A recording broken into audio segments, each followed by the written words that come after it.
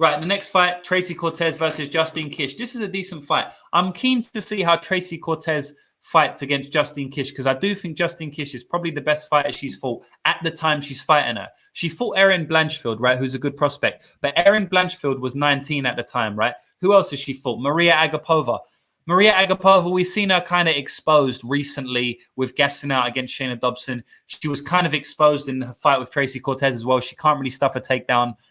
So I do believe Justine Kish is probably the best fighter that Tracy Cortez is fighting, especially because Justine Kish has got the UFC experience, which goes a long way. And in women's MMA, it may even go more of a long way. I'm not sure about that, but it definitely goes a long way in MMA in general anyway.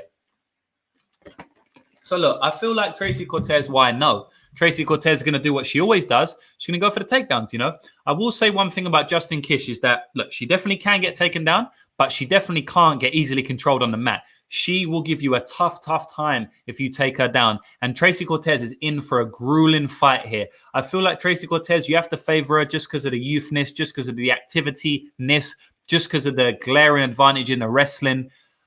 And on the feet, it's probably a little bit, it's kind of close. I don't think Tracy Cortez is awful on the feet, and she's obviously always getting better. At 27 years old, she'll be improving fight to fight.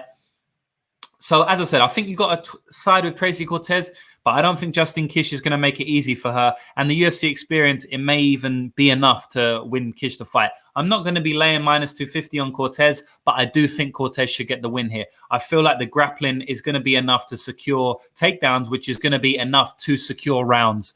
So, judges are not awarding grappling as much as they used to. But as I said, I don't think that it's a blowout on the feet. So even if Kish does get to her feet, which I expect her to, she's not going to just completely blow Cortez out the water. And Cortez will embrace that wrestling grind, man. So even if Kish does get up to the feet, Cortez will consistently, go to that grappling. She will just consistently shoot takedowns. So this is a decent fight here. I'm excited to see Cortez fight someone like Kish, because if she can make it easy, which I don't think she will, although I think she will win, if she can make it easy, that will really impress me, because it's hard to look good against Justine Kish.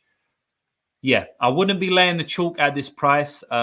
She's coming up to like minus 250 at the moment. It's a bit much for me, but I do think she will win. And if you want to play anything, probably play a decision line minus 120. That's not a bad bet. I am looking at it myself. We'll see how the rest of the card plays out. I'm not exactly sure if I want to pull the trigger.